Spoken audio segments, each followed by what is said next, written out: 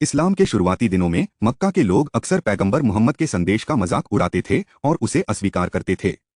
उनके सबसे कठोर आलोचकों में एक बूढ़ी महिला थी जो उस रास्ते के पास रहती थी जहां पैगंबर अक्सर चलते थे। वह उनके संदेश का तिरस्कार करती थी और जब भी वह उसके घर से गुजरते तो उन पर गंदगी और कूड़ा फेंकती थी।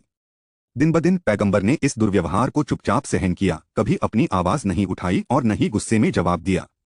उनके धैर्य और संयम ने उन लोगों को चकित कर दिया जिन्होंने महिला की हरकतों को देखा, और फिर भी वह बिना किसी शिकायत के उसके घर से गुजरते रहे। एक दिन जब पैगंबर वहां से गुजर रहे थे तो उन्होंने कुछ असामान्य देखा। उन पर कोई गंदगी नहीं फेंकी गई थी और बूढ़ी महिला कहीं नहीं दिखी। उसकी भलाई के लिए चिंतित होकर उन्होंने पड़ोसियों से उसके बारे में पूछा। उन्होंने उन्हें बताया कि वह बीमार पड़ गई है और बिस्तर पर है। बिना किसी हिचकिचाहट के पैगंबर पीबीयूएच उसका हालचाल जानने के लिए उसके घर गए। उसे अपने दरवाजे पर देखकर महिला चौंक गई। उसे डर था कि वह उन सभी बार का बदला लेने आया है जब उसने उसे चोट पहुंचाई थी, लेकिन इसके बजाय पैगंबर ने उसे दयालुता से अभिवादन किया और मदद की पेशकश की।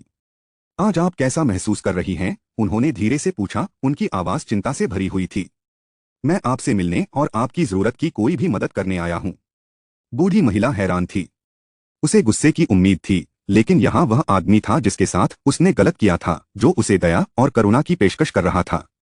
अपराध बोध से अभिभूत होकर वह रोने लगी। जब मैंने तुम्हारे साथ इतना क्रूर व्यवहार किया है तो तुम मेरे साथ इतनी दया क्यों करते हो? पैगंबर ने धीरे से मुस्कुराते हुए कहा, यह इस्लाम का तरीका है। हमें धैर्य रखना, दया दिखाना और क्षमा करना सिखाया जाता है। मैं तुम्हारे प्रति कोई दुर्भावना नहीं रखता। महिला उनके शब्दों और उनके उदाहरण से बहुत प्रभावित हुई। उस पल उसे एहसास हुआ कि पैगंबर का संदेश सच्चाई और दया का था। उसका दिल नरम हो गया और उसने इस्लाम धर्म अपना लिया और उसी आदमी की अनुयायी बन गई जिससे वह कभी घृणा करती थी।